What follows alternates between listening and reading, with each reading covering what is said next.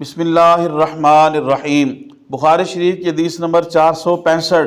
حضرت انس رضی اللہ تعالیٰ عنہ بیان کرتے ہیں کہ نبی کریم صلی اللہ علیہ وسلم کے اصحاب میں سے دو آدمی اندھیری رات میں آپ کے پاس سے نکلے اور ان کے ساتھ دو چراغوں کی مثل کوئی دو چیزیں تھیں جو ان کے آگے روشنی کر رہی تھیں۔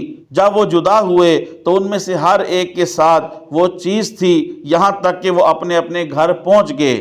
معزز خواتین و حضرات، اس حدیث پاک کے اندر یہ بیان کیا گیا کہ دو آدمی حضرت اسید بن حضیر اور حضرت عباد بن بشر رضی اللہ تعالی عنہ یہ رسول پاک صلی اللہ علیہ وسلم کی خدمت میں حاضر تھے اور آپ سے تعلیم حاصل کر رہے تھے، حدیث پاک کو سن رہے تھے۔ اندھیرا ہو گیا۔ جب اس اندھیری رات میں یہ دونوں صحابہ کرام رضی اللہ تعالیٰ عنہما نکلے تو ان دونوں کے آگے چراغوں کی مثل روشنیاں تھیں۔ چنانچہ اس روشنی کے اندر وہ چلتے گئے یہاں تک کہ ایک ایسا مقام آیا کہ ایک صحابی نے میں جانا تھا اور دوسرے صحابی نے اس کی مخالف سمت جانا تھا۔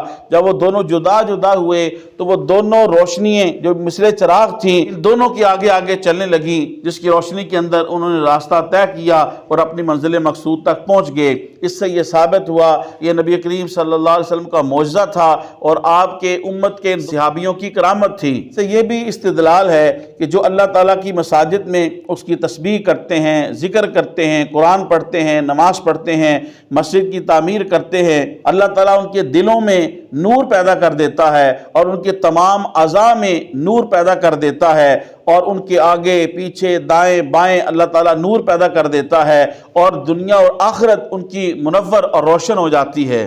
اور اس حدیث پاک سے یہ ثابت ہو رہا ہے کہ جب کوئی اللہ تعالیٰ کے بہت زیادہ قریب ہو جاتا ہے اور اللہ اس سے راضی ہو جاتا ہے، یہ چیزیں صرف روحانی طور پہ نہیں بلکہ ظاہری طور پہ حقیقت میں فزیکلی بھی جو ہے اللہ تعالیٰ ان سے ظہور پذیر کرتا ہے ان کی اور اپنی شان کو دکھانے کے لیے۔ محترم خواتین و حضرات، تبلیغ دین کی نیت سے حدیث شریف کے درس کو زیادہ سے زیادہ لوگوں تک پہنچانے کے لیے میرے اس ویڈیو کو شیئر کریں۔ اللہ پاک آپ کو جزائے خیر دے۔ السلام علیکم ورحمۃ اللہ وبرکاتہ۔